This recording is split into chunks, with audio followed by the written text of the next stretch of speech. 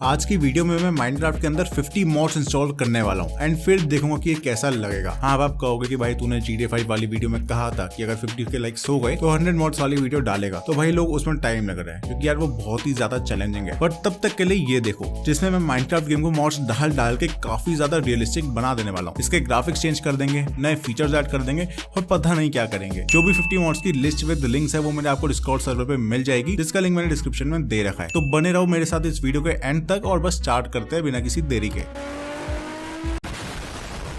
कोई भी mods install करने से पहले देख लो एक बार कि ऐसा दिखता है माइनक्राफ्ट। मेरे पास जावा एडिशन है, इसमें मैंने कुछ भी एक्स्ट्रा नहीं ऐड कर रखा। एंड अब शुरू करते हैं मॉड्स इंस्टॉल करना। सबसे पहले मैं इंस्टॉल करूंगा फोर्ज एंड ऑप्टिफाइन को, क्योंकि फोर्ज के बिना आप मॉड्स कैसे खेलोगे और ऑप्टिफाइन से परफॉर्मेंस बेटर होती है और शेडर्स डालने का भी ऑप्शन आ जाता है। उसके अलावा मैंने माइनक्राफ्ट को डाउनग्रेड भी किया है टू 1.16.5, क्योंकि लेटेस्ट वाला इन दोनों को एक साथ नहीं चला पाता। फिर मैंने सोचा कि सबसे पहले एक शेडर पैक डालता हूँ, जो कि मैंने चूज किया है सोनिक ईथर्स अनबिलीवेबल शेडर्स यानी कि सीयूस रिन्यूड। एंड इनके डालने से गेम एकदम से चेंज हो गया है।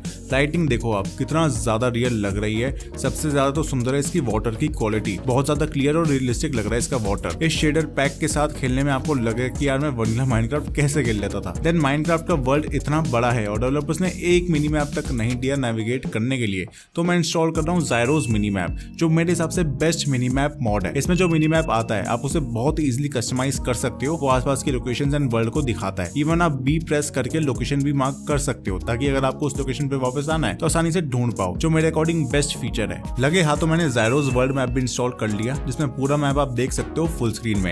एंड ऑब्वियसली उसमें वही रीजन दिखेगा जो आपने एक्सप्लोर कर रखा है। अब हम जनरली गेम को फर्स्ट पर्सन में खेलते हैं, क्योंकि इसका थर्ड पर्सन मोड बहुत बेकार है। ऐसा इसलिए कि कैमरा कभी भी स्टीव के फ्रंट को नहीं दिखाता, पर बेटर थर्ड पर्सन मोड की मदद से आप कैमरा को फ्रीली रोटेट कर सकते हो एंड उसका फेस भी देख सकते हो। इससे एक्चुअली थर्ड पर्सन में गेम खेलना मजेदार हो जाता है एंड आप सभी डायरेक्शंस में भाग सकते हो, जंप कर सकते हो एंड कोई भी एक्टिविटी कर सकते हो। फिर कभी कभी ऐसा होता है कि हमें एक रिज से दूसरी रिज पे जाना होता है बिना नीचे उतरे, तो उसके लिए इंस्टॉल किया रोप ब्रिज मॉड, जिसमें सबसे पहले एक रोप गन क्राफ्ट करनी होती है एंड उसके बाद आप दूसरी हिल पे एम करोगे तो ब्रिज बना सकते हो और बहुत इजीली उसे पार कर सकते हो। अब माइनक्राफ्ट का वर्ल्ड इतना बड़ा है, आप नॉर्मल भाग के या बोट बनाकर भी एक्सप्लोर नहीं कर पाओगे, इसलिए मैंने इंस्टॉल किया सिंपल जेटपैक्स 2, जिससे आपके पास एक जेटपैक आ जाता है और अब आप सीजे की तरफ बहुत इजीली एंड बहुत तेजी से वर्ल्ड को एक्सप्लोर कर सकते हो, नए बायोम्स ढूंढ सकते हो। फिर फिजिक्स मॉड की मदद से मैंने गेम में रियलिस्टिक फिजिक्स ला दी। उससे अगर आप ब्लॉक्स को ब्रेक करोगे तो वो रियलिस्टिकली ब्रेक होंगे। इवन ट्रीज के बस नीचे का ही ब्रेक कर दो तो वो पूरा बिखर के गिर जाएगा। ये बहुत ही सेटिस्फाइंग होता है देखना। अब नेक्स्ट मॉड के लिए मुझे पहले कॉटलिन फॉर फोर्ज डाउनलोड करना पड़ा एंड फिर मैंने डाला बेटर फॉलिएज।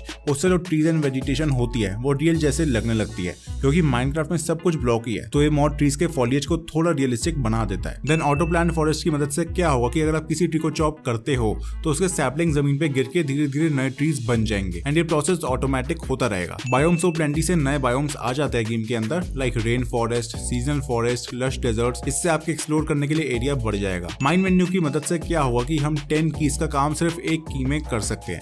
बेसिकली एक व्हील खुल जाएगा, उसमें हर स्लॉट में एक एक्शन को सेट कर सकते हो एंड उससे बहुत इजी हो जाता है। और ग्रेवस्टोन मॉड से आप जहां भी मरोगे वहां एक ग्रेव बन जाएगी एंड उसे तोड़ने पर आपको आपका सारा सामान वापस मिल जाएगा। देन बहुत जल्दी बिल्ड करने के लिए स्पीड बिल्डिंग इंस्टॉल किया, जिससे आप एक क्लिक में लैडर्स या रेल्स बिछा सकते हो दूर दूर तक। फिर अगर आपको भी माइनक्राफ्ट सर्वाइवल में नया वर्ल्ड बनाओ तो गेम आपको रैंडम जगह पे स्पॉन कर देता है। इससे आपका बहुत टाइम खराब होगा किसी विलेज को ढूंढने में। तो विलेज स्पॉन पॉइंट क्या करेगा कि आपको ओरिजिन के नियरेस्ट विलेज में ही स्पॉन करेगा। पर इस मॉड के लिए मुझे कलेक्टिव मॉड लाइब्रेरी भी डालनी पड़ी। अब विलेज में आया हूँ तो विलेजर्स नेम मॉड से सभी विलेजर्स को नाम दे देता हूँ जो उनके ऊपर लिखा हुआ आएगा, और इजी विलेजर्स मॉड से मैं इनको आइटम की तरफ पिक कर सकता हूँ और कहीं पर भी ले जाकर जोड़ सकता हूँ। बेचारे की कोई इज्जत ही नहीं है।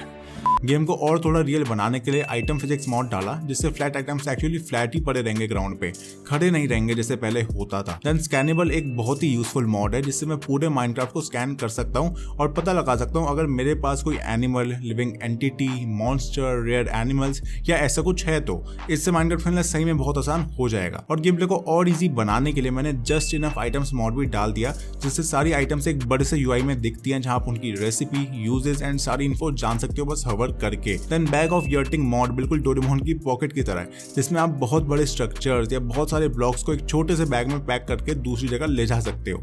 नेक्स्ट मुझे जो मॉड इंस्टॉल करके आपको दिखाना था, उसके लिए मुझे गेम को और ज्यादा डाउनग्रेड करना पड़ा टू 1.14.4, देन फोर्स 28.1.56 और ऑप्टिफाइन HD UF4 को इंस्टॉल किया। उसके चक्कर में पुराने मॉड्स तो डिलीट हो गए, पर वो वर्थ इट था क्योंकि मैंने डाला नो क्यूब्स मॉड, जिसने मेरे क्यूब वाले वर्ल्ड को स्मूथ कर दिया। एंड CO शेडर्स तो पहले ही डले हुए थे, जिससे अभी और भी ज्यादा अच्छा लग रहा था गेम। तो हम लोगों ने लगभग आधे मॉड्स इंस्टॉल कर लिए हैं, जिसकी वजह से हमारा गेम काफी अलग एंड रियलिस्टिक हो गया है। ऊपर से काफी नए फीचर्स भी आ गए हैं और हम इसमें रियलिस्टिक टेक्सचर पैक्स डालने वाले हैं, नेदर एंड एंड को बदल देंगे और न जाने क्या क्या करेंगे, आप खुद ही देख लेना। पर वीडियो को लाइक कर दो, आज फिर से 50,000 लाइक्स का टारगेट है, आई होप आप करवा दोगे। अब मैं वापस आ गया to the version 1.16.5 and Forge में ना कुछ खास मॉड्स मिल नहीं रहे थे, तो मैंने सोचा कि अब फैब्रिक के मॉड्स इंस्टॉल करते हैं, जिसके लिए फैब्रिक लॉन्चर और फैब्रिक API इंस्टॉल करना पड़ा। अब फैब्रिक के साथ एक पंगा है कि फैब्रिक एंड फोर्ज दोनों एक दूसरे के दुश्मन है, तो दोनों के मॉड साथ में चलते नहीं, इसलिए मुझे शेडर्स यूज करने के लिए ऑप्टी फैब्रिक एंड ऑप्टिफाइन डाउनलोड करना पड़ा। वो तो अच्छा था कि mini map, better third person और फिजिक्स मॉड का भी फैब्रिक वर्जन आते हैं, वरना वो भी नहीं चल पाते। देन बेटर नेदर मॉड से पूरे नेदर की फील ही चेंज कर दी। मतलब वैसे तो वो पहले ही इतना क्रीपी है, पर अब तो वो और भी ज्यादा स्ट्रेंज हो गया है, तो इस मॉड के साथ नेदर को एक्सप्लोर करने में और मजा आएगा। फिर नेक्स्ट मॉड इंस्टॉल करने के लिए मुझे BC लाइब्रेरी इंस्टॉल करना पड़ा एंड उसके बाद मैंने डाला बेटर एंड, जिसने नेदर की तरह एंड को भी ट्रांसफॉर्म कर दिया एंड उसे और बेटर बना दिया दिखने में।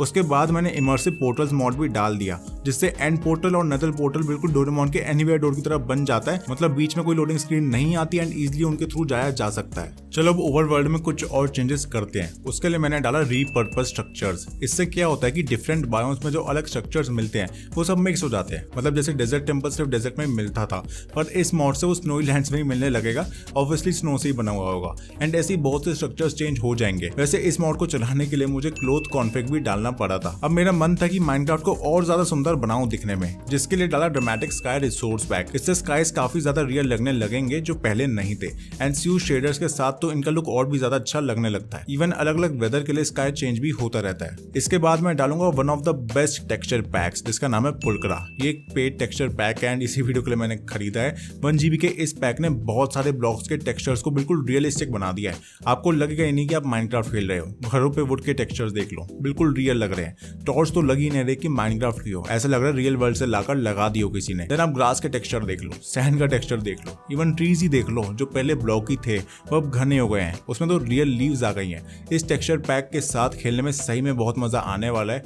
साथ ही इसके क्रिएटर ने कहा था कि ये CO शेडर्स के ऊपर ही बना है, जिसका मतलब शेडर्स एंड टेक्सचर्स का कॉम्बो बिल्कुल परफेक्ट है। Then wizards animals almost 200 new animals डाल देता है गेम के अंदर। ये सब रियल लाइफ एनिमल्स हैं जो गेम में नहीं थे, पर हाँ इनको ढूंढने में मुश्किल हो सकती है आपको, क्योंकि ये अलग अलग जगह स्कैटर्ड है। यंग्स बेटर केव से क्या हुआ कि केव्स का इंटरनल डिजाइन एंड स्ट्रक्चर थोड़ा बेटर हो गया। मतलब आप जितना डीप जाते रहोगे आपको उतनी क्रेजी चीजें मिलेंगी, जहां अंडरग्राउंड वाटर, बड़े बड़े लावा के पूल्स और न जाने क्या क्या है। लेकिन हाँ इस मॉड के लिए यंग्स API भी डालना पड़ा था मुझे। फिर केव्स को और इम्प्रूव करने के लिए मैंने डाला केव बायोम्स मॉड, और इससे क्या होता है कि केव्स के अंदर भी नए बायोम्स आ जाते हैं। ये बायोम्स कुछ तो ओवरवर्ल्ड के बायोम से सिमिलर होते हैं और कुछ यूनिक ही होते हैं। अगर ओवरवर्ल्ड में फॉरेस्ट का बायोम है तो केव्स में भी वेजिटेशन आने लगती है। देन फ्रेश एनिमेशन मॉड से डेवलपर ने कोशिश करी है कि एंटिटीज एंड मॉब्स की एनिमेशन चेंज कर दी जाए, मतलब जैसी ट्रेलर्स या सिनेमैटिक्स में होती है वैसी हो जाए। अब ये अंडर डेवलपमेंट है, बट हम इसे यूज कर सकते हैं। फिर गेम प्ले को और इजी बनाने के लिए मैंने डाले माउस ट्विक्स। इससे होगा कि आप बहुत ही कम क्लिक्स में क्राफ्टिंग कर पाओगे। वैसे तो बहुत से फीचर्स है इसमें, लेकिन उसमें से एक है कि आप बस सिंगल क्लिक में सारे ब्लॉक्स को प्लेस कर सकते हो क्राफ्टिंग करते वक्त। क्रिएट मॉड बहुत ही पॉपुलर है, जिससे आप ऑटोमेटिक चीजें डाल सकते हो गेम के अंदर। इसे सीखने में थोड़ा टाइम लग सकता है, पर जो क्रिएशंस बनेंगी वो अमेजिंग होगी, तो मैंने इसे भी डाल दिया। और लास्ट में मैं डालने वाला हूँ द लेजेंड ऑफ हीरोब्राइन। और क्यों ना डाले, मोजांग तो डालने वाला नहीं। इससे ये मॉड बढ़िया है जिसमें आप एक श्राइन बना लो और उसे एक्टिवेट कर लो कर्स्ड डायमंड से। अब हीरोब्राइन रैंडमली कभी भी स्पॉन हो जाएगा खेलते वक्त। तो गाइस आप देख सकते हो कि हमने कैसे माइनक्राफ्ट से शुरू किया था एंड उसे कैसा बना दिया है। अगर अच्छा लगा तो यार लाइक करो, 50,000 लाइक्स का टारगेट रखा है, हो जाने चाहिए। एंड चैनल भी सब्सक्राइब करो ऐसी गेमिंग से रिलेटेड वीडियोस देखने के लिए। मिलूंगा मैं आपसे अगली वीडियो में, तब तक के लिए टाटा बाय बाय।